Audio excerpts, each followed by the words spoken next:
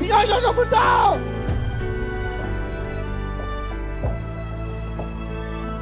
Ang nagmalasakit, nagmahal!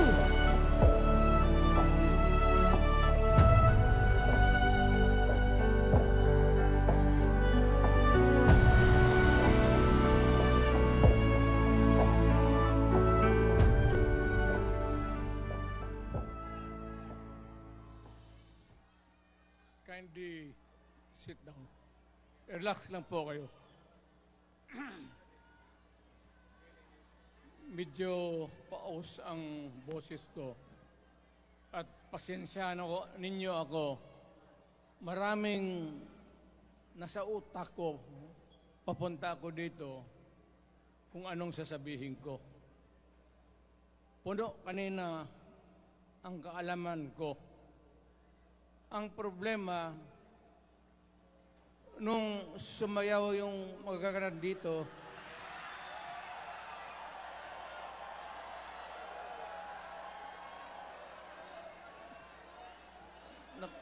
nakalimutan ko. Matanda na rin kasi ako. Ano ito? Meeting de Avance? Alam mo, nung unang panahon,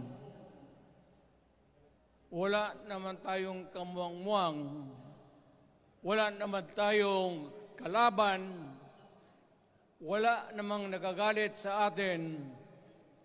Pumunta ang Espanyol at inagaw ang ating lupa, hinirang. For 400 years, nagtiis ang Pilipino subjugated by foreigners.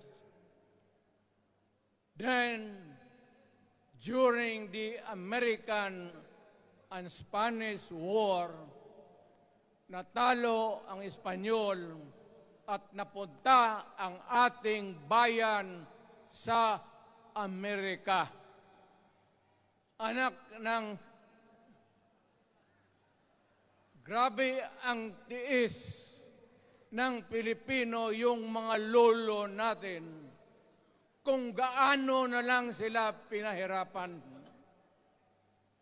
Alam mo noon, kung hindi ka magsimba, ay may mga pare nandyan, they know the history of Christianity. Alam mo noon, kung hindi ka magsimba, 10 palo sa katawan mo. You doubt my... Ayan si Father Ibasco, Chief of Staff ko sa City Hall. Siya yung NPA leader doon sa Libungan. May plenum ang komunista. Itong mga sundalo natin, nandito sa harap ko, nahuli yan si Ibasco. At ako naman ay fiscal noon, pumunta ako sa Katitipan para i-administer ko yung oath niya, yung statement niya kung totoo o hindi. Pagkatapos noon, sabi ng mga sundalo, Piskal, papatayin namin itong 2 pare. Father Tison, Waray, pati si Father Ibasco. Bumaba yan sila sa Visayas para makiksapalaran sa NPA. Sabi ko, wag, kasi pare yan. Puta, alam mo, ang Diyos nandyan eh. Kung ito lang naman ang prinsipyo, ideolohiya, hindi naman kriminal yan, kidnapper, o pusher. Sabi ko, kulungin na lang ninyo. So, sa matagal na panahon, sulat siya ng sulat kay Cory. Eventually, na-release yan sila lahat, pati na ang asawa nila Quintanar, yung mga komunista, mga Esparo, nanggaling dito at naging uso sa buong Pilipinas, yung pagpatay. Wala. Barangay captain, konsehal, military, navy, police, puro may pamilya. Anak ka ng kakawalang kwenta yung ideolohiya. Kung hindi mo man lang mabinta sa mapayapa na panahon, so kinuha ko siya Chief of Staff, tapos umuwi siya sa Bohol, naging governor. Pare ito. Nandito siya ngayon, kasama tayo, at maraming salamat. You guys from other parts of the Philippines nagpunta rito para lang makipagduyog sa Bisaya. Sumama lang sa ating, kung sabay tunong sa Tagalog, yung ating, the purpose of why we are here. Wala akong, no longer in politics. I am not a candidate. Nahirapan nga ako mag-akyat ng hagdanan. I am 80 years old. Hindi, 79 lang, pero hindi binibilang yan eh. Sabi malas daw. Sabi ng asawa ko, 80 na ako. O, sige, 80 na. Pero nung lumabas itong People's Initiative, okay man yan. Abogado ako. There are 3 ways of amending the Constitution. Mag-constitutional convention, mag-election tayo sa political districts ng representante para sa assembly to convene there and propose changing or modification of our Constitution. Itong People's Initiative, pati itong Congress, they would convert the Congress into a constituent body and propose the Constitution. Alinman dyan sa lahat, it will be submitted to the people for ratification. Ang problema dito, ako, Mr. President, Ma'am Lisa Araneta Marcos, hindi ninyo ako kalaban. Wala akong sinasabi ng masama. Hindi lang ako makakampanya noon. Alam mo, iniiwasan ko ito. Itong panahon na ito talaga ang iniwasan ko kasi mapipilitan ako ngayon magsalita laban ng mga tao sa gobyerno. Alam mo, Mr. President, hindi ako maghingi ng tawad. Kagawan mo yan eh. It is your responsibilities sa sarili mo. What you do in this world binds you. Iyo yan.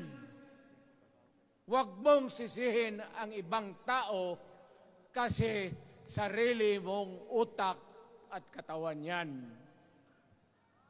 Nung ako'y mayor, pinakitaan ako ng evidence ng PDEA.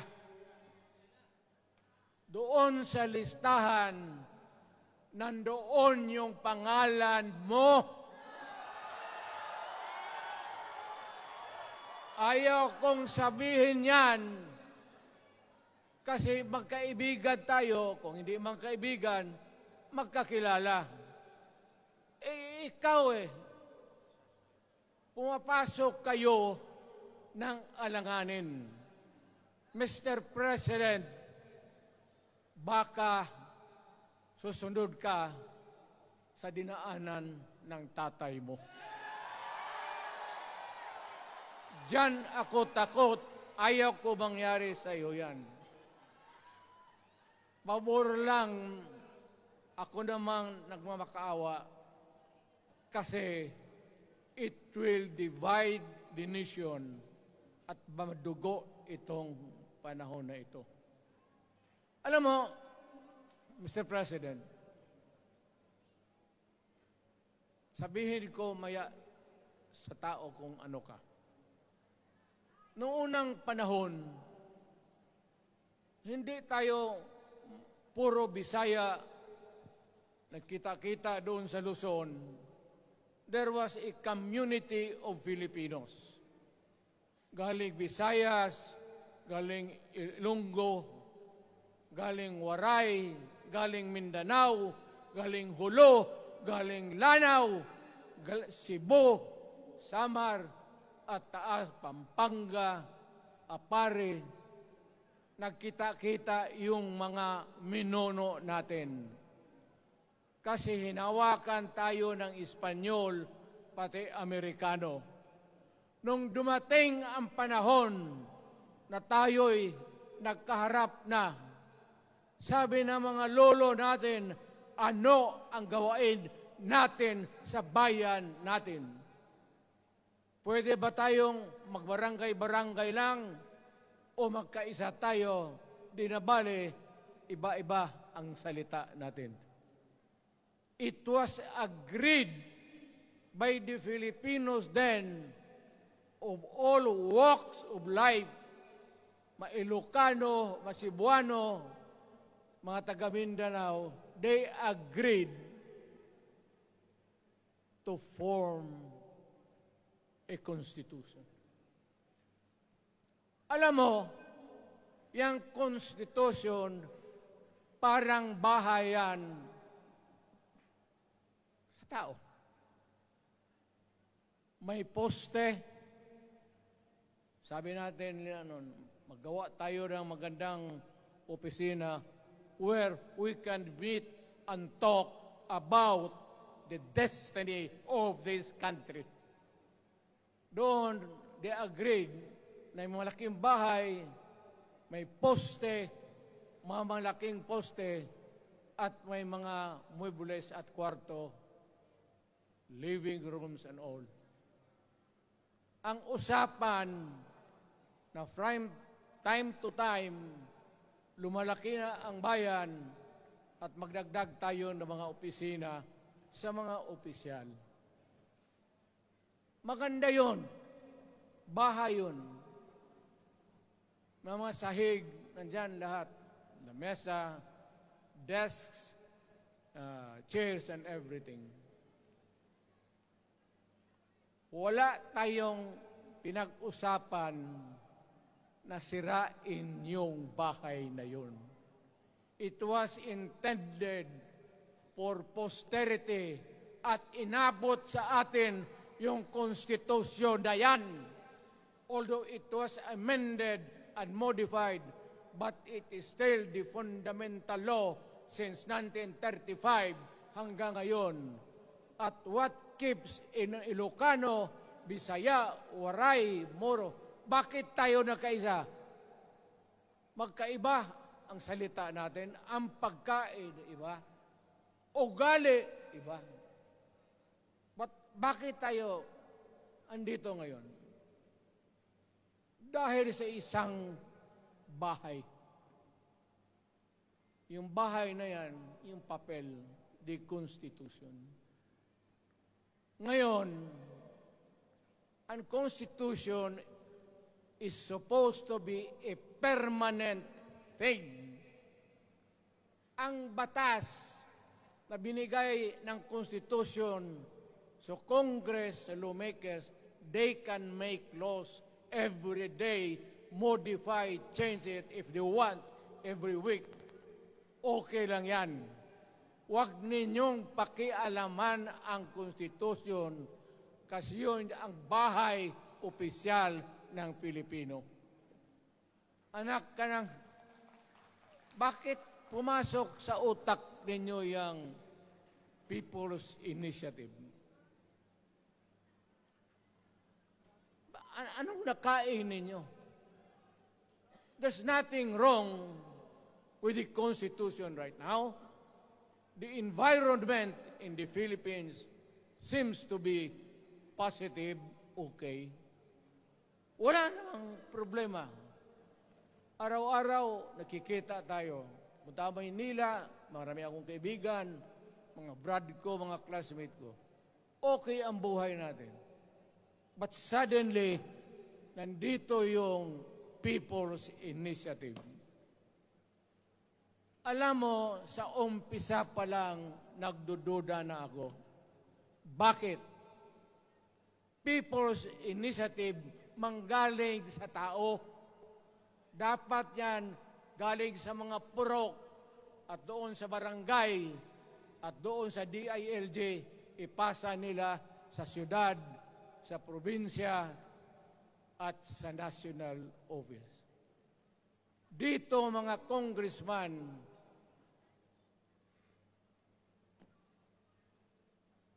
alam ninyo, kung magkaletse-letse ang buhay na ito,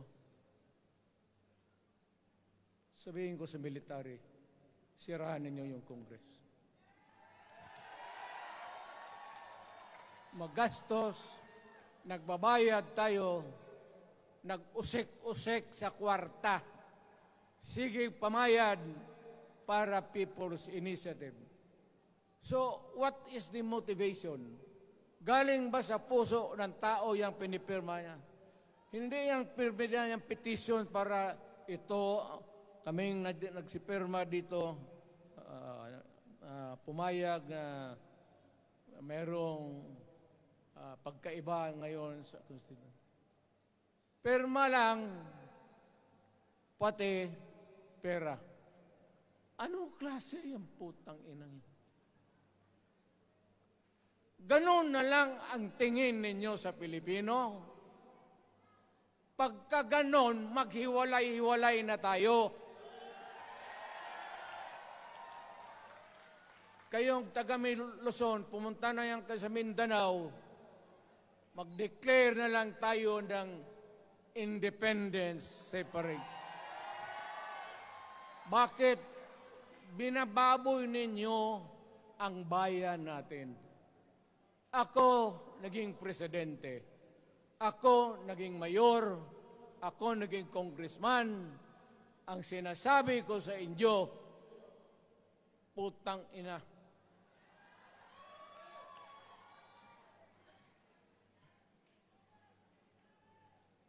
Malinis to. Baka ihi mo ito ha.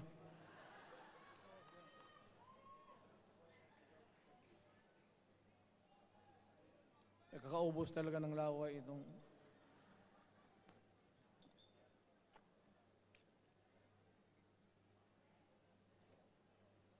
What do you expect? The national government, particularly ang Malacanang, anong gusto ninyong response?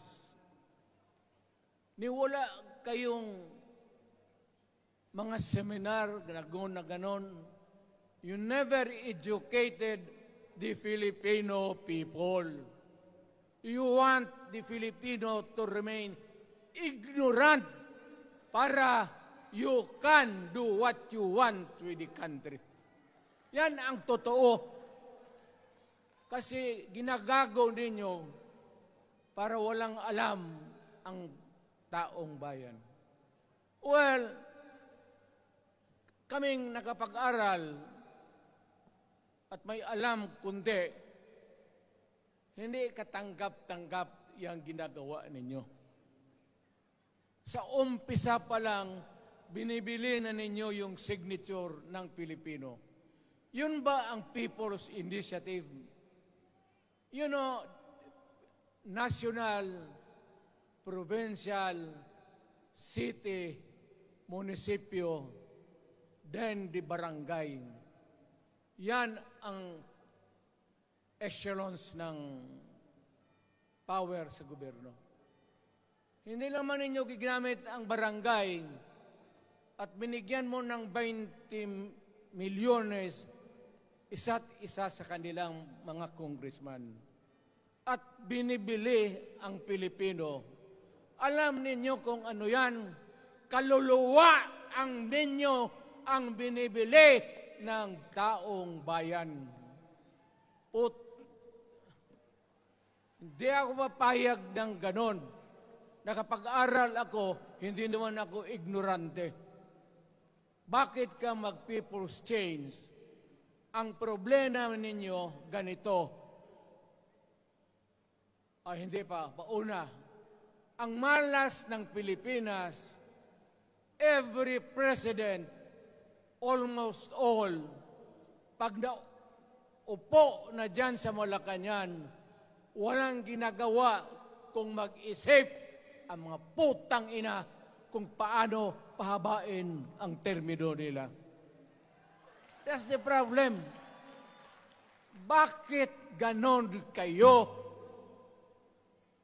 Ang demokrasya may eleksyon.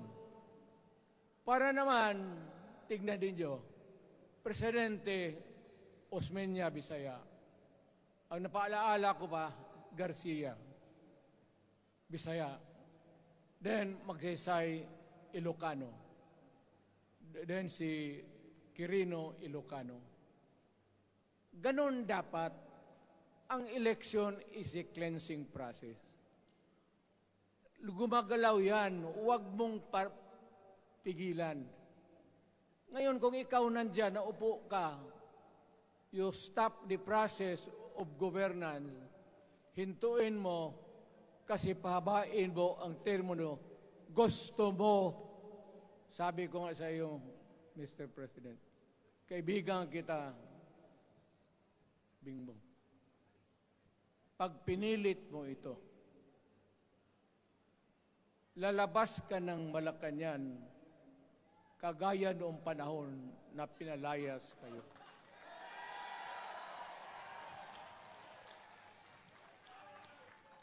Alam ninyo, kung hindi na talaga ito mapigilan, nandyan ang military pati polis, makinig kayo. Pag-aralan ninyo kung ano yung pinapakain nila sa taong bayan. At pagka nakita ninyo kung ano ang mali, you correct it. Nasa inyong kamay na yan. Ganito yung plano. Presidential, tapos parliament. Ang presidential, lahat kayo, ako, ikaw, lahat, hanggang doon, nagboboto, direct vote to elect a president. Itong parliament, prime minister lang ang magboto, yung mga assembly who are the congressmen now. Putang ina ninyo, wala akong tiwala sa inyo. Wala kayong prinsipyo, bukang pera kayo lahat. Yan ang totoo. Kaya gusto ko, pag nagka-letse-letse nga, pumasok ang military, palitan ninyo lahat. Arestuhin ninyo kasi nagsasayang ng pera at yung ginagastos nila is a fraud, swindling ang ginawa nila. You must account for the wasted money, for the money that you bought the signature of a Filipino. Bribery.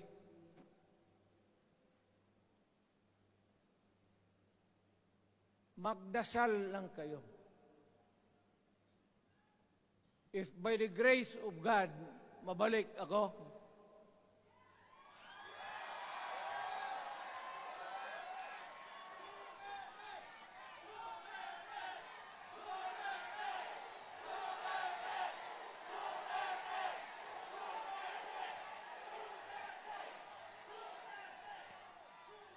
Milagro lang naman yan, hindi ba yan totoo? Utang ina ko mabalik ako, arestuhin ko kayo lahat for the swindling of the Filipino people. You committed fraud. Pinagsayangan ninyo ang pera namin. People's Initiative does not involve buying the vote or the signature of the Filipino. Talagang mga wala kayong prinsipyo, mga putang ina ninyo. Yun naman, baski ano ka, diyan katagal ako, yan o. Yung sa likod ko, umupo ako diyan. Vice Mayor ako. Diyan, Mayor ako, pinakamatagal. Naging congressman ako. Presidente. Kayo, nagpasok sa Congress, eleksyon, nanalo, Seiko. So parang ganito, yung mga, para sa mga balaga, pati lalaki. Pasok niyan, Seiko.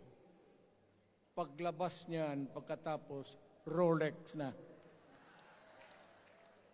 Pumunta ng Malacanang, nakatamaraw, paglabas niyan, nagka-Mercedes-Benz. Busog kayo lahat.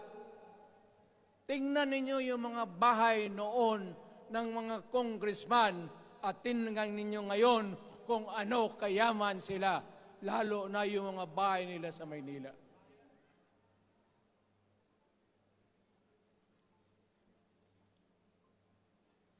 Wala kayong masabi sa akin. Alam mo bakit diretsahan ako magsalita? Ninipahat, wala ako. Paglabas ko sa Malacanang, lipad ako dito. Pumunta ako sa bahay ko para mag-retire. Ayaw ko sanang bumalik. Ayaw ko na. Matanda na ako. Putang ina, napapandol lang ako dyan eh. Kaya lang, marami akong magandang naisip kanina papunta dito. Kaya yung sumasayaw lang kasi yung mga ale. Nabakante tuloy, nakalimutan ko kung ano ko nang tangina.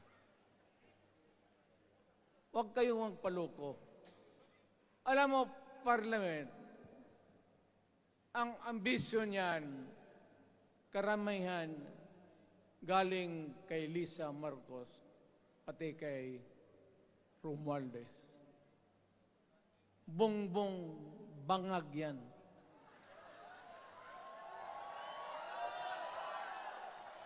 That's why sinasabi ko na sa inyo ngayon, si Bongbong Marcos bangag noon, ngayong presidente na bangag natin ang presidente. Kayong mga military, alam ninyo yan. Lalo na yung nasa Malacanang. Alam ninyo. The Armed Forces of the Philippines, alam ninyo. May drug addict tayo na presidente. Putang inang yan. Ayun ang, bakit ako nagkaroon ng kaso ng ICC? Sabi nila, pinapagpatay ko raw yung mga drug user at drug addict. Mabutit na lang, wala na ako sa pwesto, baka kasali ka pa. No, Mr. President, pinilit ninyo kami. Kayo yung sa Bisaya, kinikitoy mo yung Pilipino. You are testing the waters. Not even. You are, pushing to the limits ang pasensya ng Pilipino. wag na wag mong gawin yan. Wag mong gawin yan, wag mong ituluyan kay magkagulo. Pag hindi namin napilitan kayo sa mga rallies, sa aming mga boses, ang sentimento namin, ako'y sinasabi ko sa military, nag-hemorrhage ang bayan, gastos dito ng gastos doon. Tapos kung mag-speech, ang pinag-usapan ang putang inang pobreng Pilipino. Gastos dito, gastos doon. Mga military, maawa kayo sa bayan. Pag hindi namin kaya, gawin na ninyo. Gawin ninyo, kawawa ang Pilipinas. Alam mo, presidente, tapos mag-parliament, tumatakbo ng assemblyman o congressman niya si Sandro, tapos ipasok nila sa assembly, gawain nilang prime minister. Yan nga ang sakit ng Pilipino.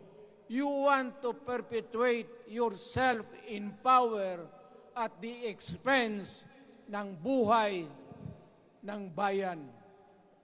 Mabuti sana kung bright kayo. Kung drug addict ka lang naman at may asawa kang hungry for power, tapos may isa itong taga Leyte, gusto siyang mag-prime minister at gawin niya itong bongbong, diyan ka lang, ako ang bahala. Ceremonial president ka na lang. Ako na ang magpatakbo ng bayan sa parliament. Yan ang plano nila. Yan ang hindi talaga matanggap natin. Kalukuhan niyang putang ina. Huwag kayong, alam mo, bakit ako makipag-away ng presidente? Marami siyang sundalo. Kaya natin, kayong pumalag, pero there is always a time for everything. May panahon na ikaw ay sikat. Sa ayaw mo at sa hindi, may panahon ka talagang bababa dyan sa Malacanang. Gaano katagal ka man to hang on to the power, that is for God to decide for the nation. Kami, patayin ninyo, wala na akong silbi. Tapos na ako, naging presidente na ako. Nakatikim na ako ng pag-upo ng silya dyan sa Malacanang. Ganoon na lang ang ang alaga ko sa bayan. Alam mo ba, tanungin mo yung lahat ng senador. Magbisita sila, isang kanin, isang pork chop o isda, sabaw. Noong panahon ko, sabi ko, yan lang ang mapakain ko sa inyo. Walang steak kasi mahal yan. Hindi natin pera itong kinakain natin. Yan ang totoo. Magtanong kayo ng taga-Malacan dyan. Hindi ako nagpabibida. Sinabi ko lang, huwag ninyong kalimutan, Mr. President, ang delikadesa. Mahirap yan. Magkaroon tayo ng... Ngayon, wala naman, yun naman lang ang dapat lang pagpintuhan natin. Huwag kayong pumayag dyan. Binabastos kayo. Anong bakit? Bakit nadalhin tayo sa parliament? Anak ka na. So pag doon, kontrolado na nila, pati yung anak na assured na maging... Yan nga ang mahirap eh.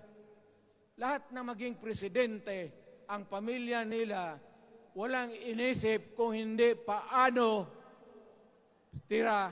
titira dyan hanggang sa matapos ang panahon.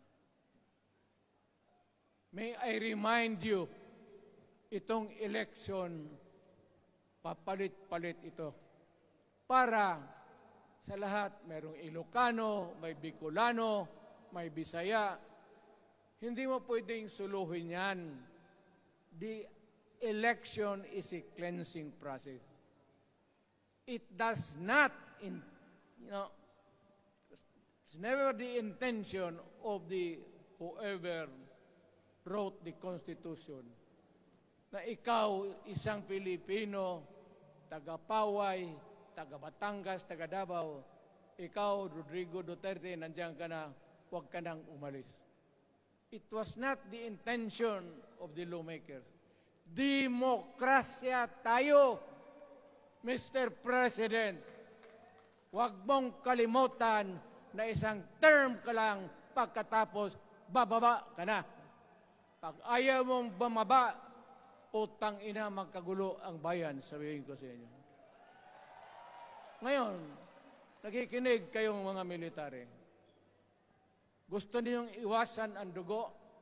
Kayo lang ang makapigil nito. Putang ina, pigilan mo yung kalukuhan na yan. Pagka hindi itong rally na ito, it will multiply all over the Philippines and there will be trouble. Ako ang nauna kasi galit ako. Dumaan ako ng presidente. Not even for a minute did I think or was thinking of extending my term even for one day. Nung natapos ako sa araw na yon, bumaba ako, sumakay ako, lumipad ako dito sa Davao. Ikaw, Mr. President, hintayin mo yung 6 year, kalimutan mo na yung kay Romualdez, kasi yan ang magpahamak sa iyo. At maraming magagalit sa iyo, pati na ang militar. Kaya hindi na ako magtatagal. Yun lang ang dasal ko. Reject. Protect the Constitution. I am calling now the armed forces and the PNP. Protect the Constitution. Trabaho ninyo yan. Huwag ninyong kalimutan. Kami, inyong dapat, you should worry about the nation. The millions of Filipinos. Huwag kayong mag-isip lang ng isang pamilya. Putang ina. Ilagay ninyo sa utak ninyo yan. Bahala kayo. Balang araw, magsisihan. Pero kasi umuulan naman, hindi ulan.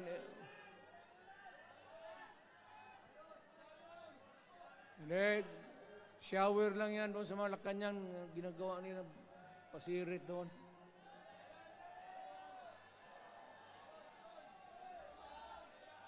Wala naman rin akong masabi.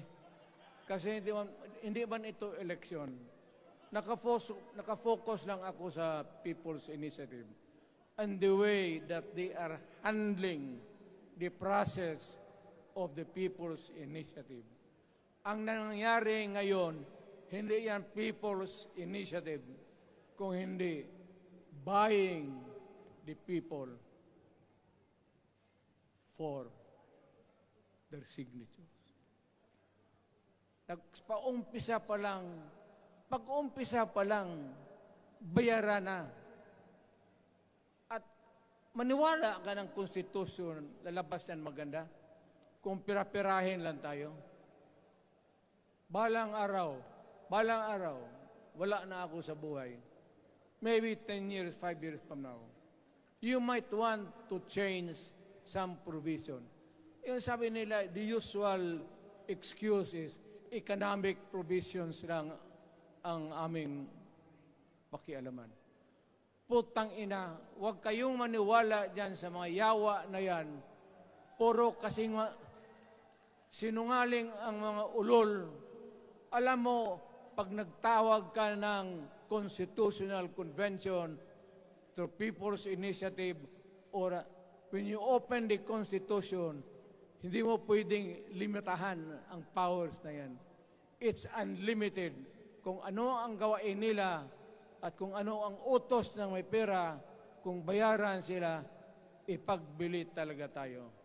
ipauhanin na lang ako, naghingi ako ng may mga congressman dito. Ito yung matitino. Nandito si Congressman Alvarez.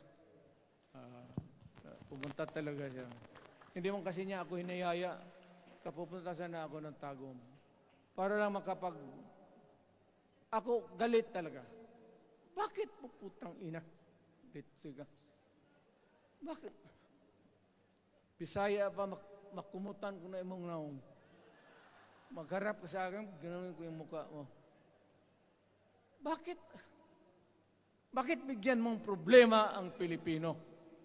Ano ang kasalanan ng Pilipino at gumagastos kayo, binibili milyon ng milyon, kayong mga congressman, putang ina, istapa yan. Swindling yan. Kaya sabi ko, by stroke of faith, nabalik ako dyan sa Malacanang. Kayong lahat, kagaya ng Marcelo, ng tatay mo, Bongbong, kayong lahat, congressman, nandoon kayo sa Krami. Ipasok kayo ng 2 taon para leksyon ninyo. Hindi ka maleksyon ng kalukuhan ninyo. Wala. Hindi pa nga naayos ang kati. Ano bang, what's wrong with the Constitution? Tell me. Kung hindi yung inyong ambisyon. The real purpose itong constitutional changes sa People's Initiative is really to perpetuate those who are in power. Yan na lang ang ganyan ninyo. Marami akong sabihin, maybe kung patayin nila ako, putukin yung eroplano, wala na tayong magawa. Ngayon, kung sino, alam mo na kung sino, yung sa Malacanang, yun ang aristuhin ninyo. Sila nag-umpisa ng kaguluhan ito. Ladies and gentlemen, I am very thankful na nandito kayo, mga Tagalog, Bisaya, at taga-Maynila. And I hope that we will continue to love our country. Magbigay sila na pera, tanggapin ninyo, pera ninyo yan. Hindi ba ninyo na sa isip ninyo? Bigyan kayo ng 1,000, 100, tanggapin mo, pera ninyo yan. Pati yung sa bulsa nila, kinakain nila, at pinagbili ng bahay kung saan-saan, pera ninyo. So, make sure na bago kayo lumabas lang naman sa mundong ito, may panahon lahat, mamatay tayo. Mag-iwan kayo ng isang prinsipyo. Sabi ninyo sa mga anak ninyo, tinanggap ko yung pera kasi pera natin ito, ibili natin pagkain. Pero yung prinsipyo natin, huwag natin ipagbili. Yan ang iiwan mo sa mundong ito para sa mga anak ninyo. At yan ang dadalhin mo sa langit. Pagka sinabi ni San Pedro, anong nagawa mo? May ginawa ako para sa bayan. Tapos magsabi si San Pedro, ano pa? Yung mga ibang bagay na ginawa mo, mga kasalanan, mga kabit, ganon. Sabihin mo kay San Pedro, nandito ako sa langit para makipag-isa sa Diyos. Pag hindi ka tumahimik, yung manok mo, hawakan ko, ilambos ko yan sa ulo mo. Putang ina ka. Buksan mo yung puwertahan at papasok tayo, magkita-kita tayo sa langit. Lahat kayong hindi nabili, sigurado ako, langit kayo. So, kaya basing anong kasalanan niyo, okay na yan. May guarantee na kayo yung passes. Mahalaga yan as a matter of principle. Prinsipyo sa tao. Maraming salamat po.